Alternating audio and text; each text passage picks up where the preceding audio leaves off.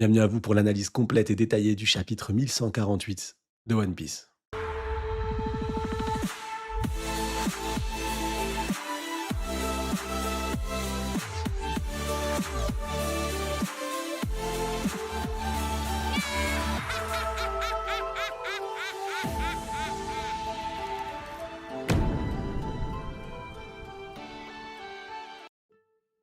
Là, elle est incroyable, hein. Elle a un titre de chapitre pour elle et c'est mérité. C'est mérité grandement. On va commencer du coup, on va structurer un peu cette analyse parce qu'on va parler de God Valley, on va parler de Ronja, on va parler du coup aussi de la mini-aventure qui du coup juste c'est une confirmation de la théorie. La théorie est réellement confirmée, on peut pas faire plus confirmé que ça. Donc du coup, on a bel et bien un Oden bis avec Yamato et cette fois-ci, sans que Yamato ait que ça soit son intention de faire comme Oden, pas du tout. Sans même le savoir, ou sans même réellement le vouloir, ou sans s'en rendre compte, elle reconstruit exactement la même histoire des criminels, parce que c'est des criminels, qui la rejoignent, du coup, et qui vont changer, forcément. Et surtout maintenant, quand on sait, et quand on connaît du coup, euh, les criminels en question, ces deux petites terreurs, euh, et on sait qui était leur père, du coup, l'ancien Shishibukai, qui aimaient réellement ses enfants. Et Kaido les a pris sous leurs ailes. Et là, ils vont avoir réellement quelqu'un qui ne les utilise pas pour leur force. Et je pense que c'est mérité. Voilà, ces deux personnages intéressants qu'on aime. Est-ce qu'on va les revoir? Maintenant, est-ce qu'il va s'arrêter à deux? Je ne pense pas. L'objectif, c'est qu'il y a, à mon avis, réellement les nouveaux fourreaux rouges bis. J'ai hâte de voir ça. Encore une fois, je sais qu'en commentaire, on m'a dit, mais King, il est pas Impel Down, les gars. King et Queen ne sont pas Impel Down. Les navires qui sont venus à Wano Kuni ont tous coulé. Ils ont tous coulé. Donc notre ami Aramaki n'est pas reparti avec King et Queen. Et sa mission est un échec total. La mission qui s'est auto-attribuée. De toute façon, c'est un échec total. Donc non, ils n'y sont pas. Donc est-ce qu'ils sont encore pour autant à Wano Kuni? J'en sais rien du tout. J'ai hâte de le voir, j'ai hâte de le savoir. C'est un personnage extrêmement important. Surtout, c'est un personnage qu'on a vu dans la fresque récemment. Donc oui, j'ai hâte de voir le devenir de King. Et si jamais on le revoit, bah, ce serait incroyable. Ce serait incroyable. Donc le chapitre, il commence avec Ronja. Ronja, je vais l'appeler Ronja. Ronja au bout d'une flèche. Au bout d'une flèche. Et là, actuellement, ça y est, les chevaliers divins font ce qu'ils font de mieux. Des dingueries. Des dingueries, c'est réellement des Tenryubito. C'est ce qui se fait de pire dans le monde, tout simplement. Et donc, ils jouent avec la vie des gens, la vie des enfants actuellement. Et l'objectif, c'est, écoutez-moi, c'est assez simple, il y a un compte à rebours. Toi, vous allez au bout de ce compte à rebours. Et fini Ronja, il fait la première d'une longue série. Soit vous nous obéissez. Et ce schéma-là, il rend Ronja extrêmement... C'est pas pour ce schéma-là de base que Ronja, on s'attache à elle, mais c'est pour ses propos. C'est pour les propos et les paroles de Ronja. Ronja, on s'attache à elle en peu de temps. Dites-moi en commentaire si c'est le cas pour vous. Mais je trouve le personnage incroyable alors qu'on ne le connaissait pas du tout. Mais en fait, il est incroyable pour d'autres raisons. Il est incroyable parce qu'en fait, il porte une volonté, elle s'en rend même pas compte. Et nous, lecteurs, on s'en rend compte. Nous, lecteurs, on va penser à Ohara. On va penser au sacrifice des savants qui, eux, ont donné leur vie pour ces connaissances-là. Ils sont partis du principe qu'ils allaient tout perdre. La maman de Nico Robin a perdu ce qu'elle avait de plus précieux. Sa fille. Elle a laissé sa fille. Alors qu'elle l'aimait, sa fille. C'est l'effort le plus difficile. Tout comme Dragon, c'est les sacrifices les plus difficiles à faire. Pour la connaissance, pour le savoir. Et là, actuellement, elle porte cette volonté-là et elle le dit d'elle-même, mais toutes les connaissances, tout ce que ça apporte, on va le priver en fait aux gens, au monde, si vous les brûlez. Ma vie, prenez-la, c'est pas grave. Et j'ai beaucoup de chance. J'aime bien le j'ai beaucoup de chance. En bas, il y a Sanji, il y a Luffy. Oui, t'as beaucoup de chance. C'est vrai. Si tu sautes, t'as vraiment beaucoup de chance. C'est réel. Mais tous ces éléments-là, faut qu'on s'attache à elle parce qu'on se dit, nous, depuis longtemps, on suit cette histoire. One Piece, c'est ça. One Piece, en l'occurrence, avec Nico Robin, c'est tout ce sacrifice-là. Sacrifice des personnes qui sont mortes, littéralement mortes. On ne peut pas faire un plus gros sacrifice que la mort. Ils sont morts.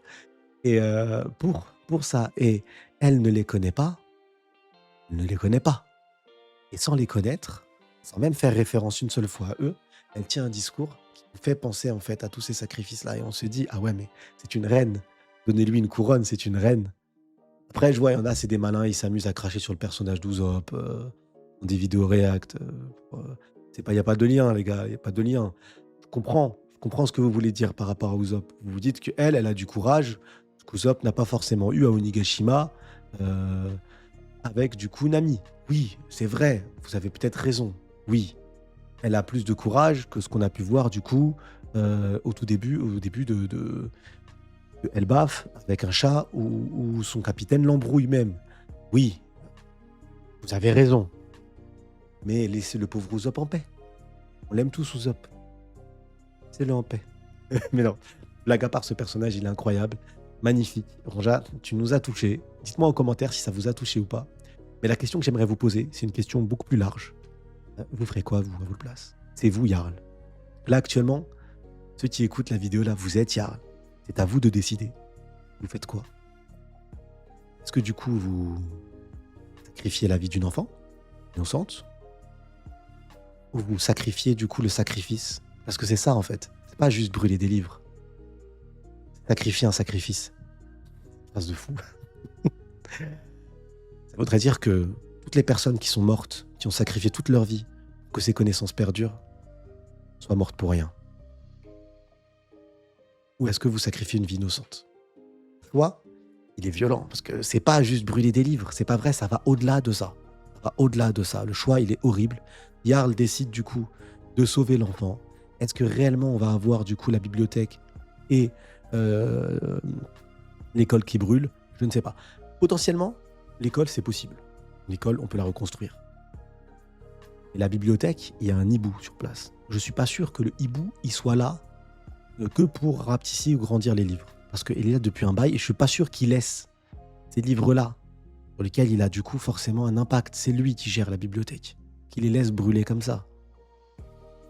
Pas de sang, il n'y a aucune raison. Non, il va pas juste dire oh merde, bon, je suis au chômage. Vous ne le verrez pas lundi au Pôle emploi. J'ai un doute. Donc à voir comment les choses vont évoluer sur ces éléments-là. Ça sera intéressant de voir le hibou interagir. Dites-moi en commentaire aussi ce que vous en pensez du coup de ce hibou-là. Est-ce qu'il va juste être là à regarder? Mais moi, je fais juste grandir les livres et rapetisser, c'est tout. J'ai pas de... Ou est-ce que c'est beaucoup plus? Mais en tout cas, voilà, dites-moi surtout que vous sacrifierez quoi en fait? Le vrai choix. Posez-vous, ne faites pas une réponse rapide inutile. Posez-vous et dites-vous, ok, qu'est-ce que je fais comme choix? Ensuite, on va parler maintenant de Robin. Nico Robin, qui nous a fait une prestation magnifique. Je suis désolé. Elle a fait une presse masterclass. Elle a été intelligente et elle a répondu du coup à cette notion de se dire on ne va pas vaincre les chevaliers divins et c'est pas ce que j'attendais Mugiwara. Elle a fait exactement ce que j'attends et je pense que beaucoup d'autres, elle essaie de gagner au jeu. Le jeu, c'est quoi? C'est de libérer les enfants. Pour les Mugiwara en l'occurrence et pour les gens d'Elbaf. Et pour sauver les enfants, elle s'est dit bah en fait je vais l'éloigner et plus il sera loin du point, il ne pourra pas contrôler du coup ces ronces-là aussi loin et donc du coup il n'aura pas d'impact sur les enfants, on pourra libérer les enfants sans éviter du coup de se faire déchiqueter. C'est très intelligent. C'est ça que j'attends des Mugiwara. Moi, personnellement, j'attends pas qu'ils éveillent d'un seul coup parce qu'ils sont dans une situation critique, un acquis des rois plus, ou un acquis de l'armement que Luffy n'a jamais éveillé encore. C'est pas ça que j'attends d'eux, personnellement. Je veux pas, je suis pas fan de ces power-up venus de nulle part. Pas quelque chose, et surtout sans cohérence aucune. Ce qui est intéressant avec les power-up venus du trio Monster, c'est qu'ils ne viennent pas de nulle part. Ils ont sacrifié 2 ans d'entraînement monstrueux où ils ont mis en place, ils ont mis de côté leur runner. Sanji s'est entraîné avec un groupe de personnes qu'il n'avait pas forcément envie de côtoyer. Bon, il l'a fait. Critiquer Sanji, c'est pas moi. Zoro, il s'est mis à genoux devant Mihawk. Il s'est mis à genoux devant Mihawk. Luffy, il a pris le pari de mettre un message sur le journal sans avoir aucune certitude absolue que les Mugiwara allaient avoir ce message et le comprendre. Ils n'échangeaient pas, ils se sont pas vus. Et il s'est entraîné avec Rayleigh pendant ce temps-là. Ils ont fait un sacrifice énorme qui permet derrière d'avoir un minimum de maîtrise de ce acquis de l'armement et du acquis des rois, tout du moins actuellement pour Luffy, pour permettre d'en faire quelque chose de plus complémentaire. Donc c'est pour ça que personnellement, j'attends des moves plus comme Robin a pu en faire. Voilà, là, actuellement, c'est ça que j'attends d'elle et c'est masterclass. Après, voilà, Sommers est très malin, Sommers est très vicieux, Sommers est très fort. Donc oui, je sais que certains pensent que comme il s'est fait avoir à chaque fois, il se sont fait blesser, ça prouve que Sommers est faible. Non, ça prouve que Sommers a l'habitude. de prendre des coups, c'est pas grave, en fait. Tout comme Gunko, Usopp n'a absolument pas tué Gunko. Si Gunko avait la connaissance en se disant que Usopp a la capacité de ne pas me rendre, du coup, mon pouvoir, mon immortalité, elle aurait esquivé le coup. On le voit. On le voit, elle capte l'attaque de Usopp avant que l'attaque arrive, avant qu'elle ait un impact. Elle aurait pu l'éviter, cette attaque, elle va très vite. Elle aurait pu l'éviter. Elle ne l'a pas évité parce qu'elle sait qu'elle va régénérer.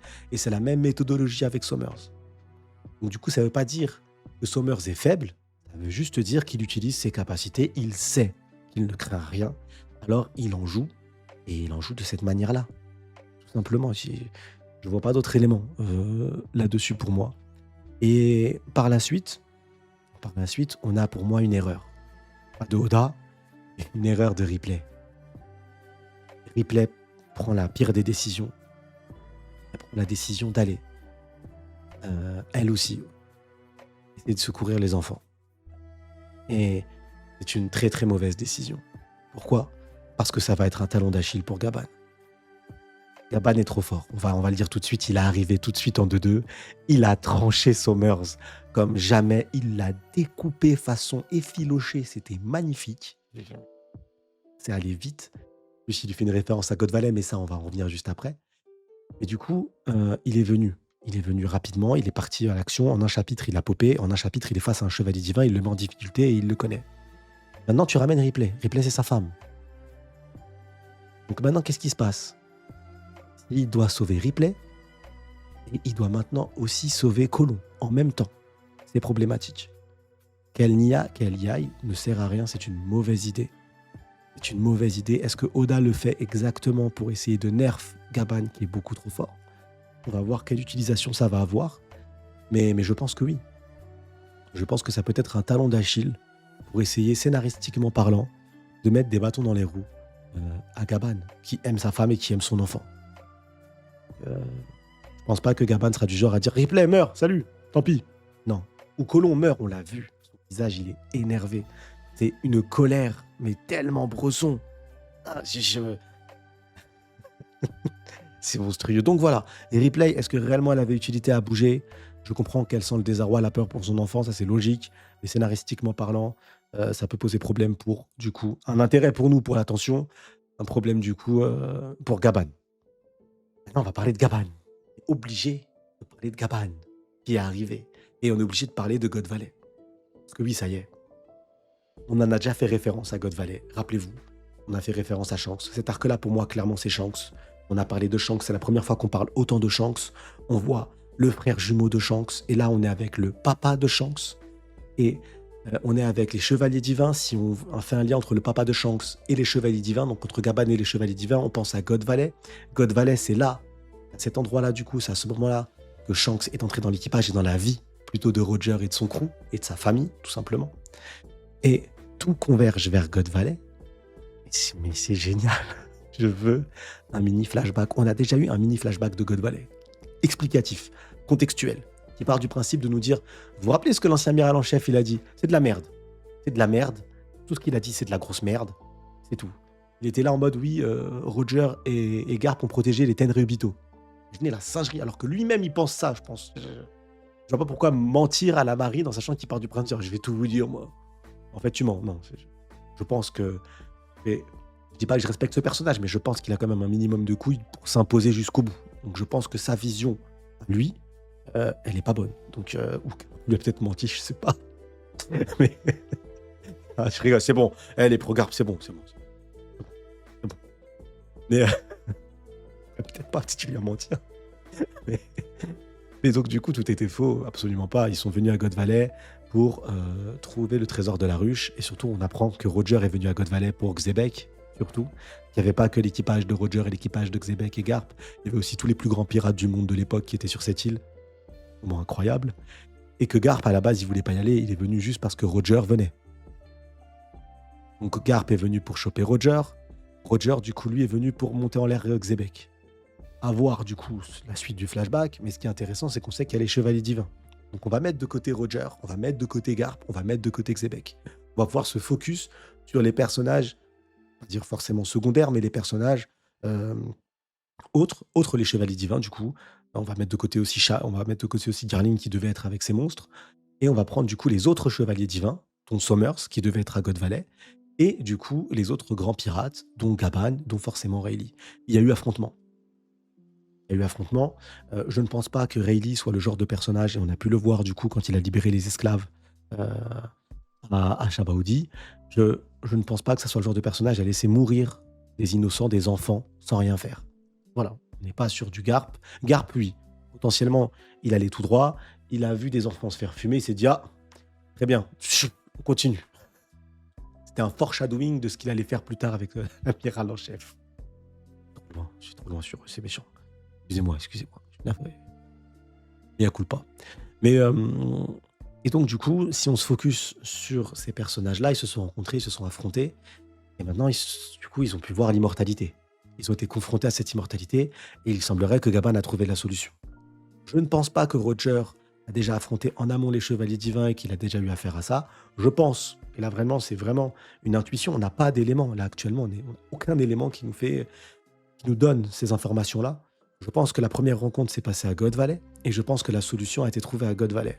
Et si jamais on part sur cette fenêtre de tir-là, on part sur God Valley, première rencontre, et solution trouvée pour toucher les chevaliers divins à God Valley. Du coup, ça met de côté le minerai. Ça met de côté, du coup, qu'est-ce qui permet de les trancher.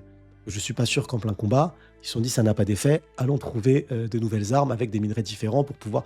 Non, trop compliqué lors d'un combat, donc je ne pense pas. Maintenant, il reste que le haki. Il reste que le haki. Maintenant, pour moi, ça reste problématique. Je ne pense pas que le haki des rois soit encore une fois la solution parce que c'est encore une fois trop restrictif. Je reste sur mes positions de vieux con, mais je pense réellement que c'est beaucoup trop restrictif. Et je ne pense pas que ça soit aussi... Enfin si, ça doit être le haki de l'armement, mais le problème que j'ai avec le haki de l'armement aussi, c'est que ça met de côté les Mugiwara. Et donc du coup, après, potentiellement, les Mugiwara feront, comme j'ai demandé au début de la review en vrai, du Robin, c'est-à-dire contrer leur pouvoir avec leur capacité du mieux que faire se peut, et pouvoir poser un problème à ces chevaliers divins.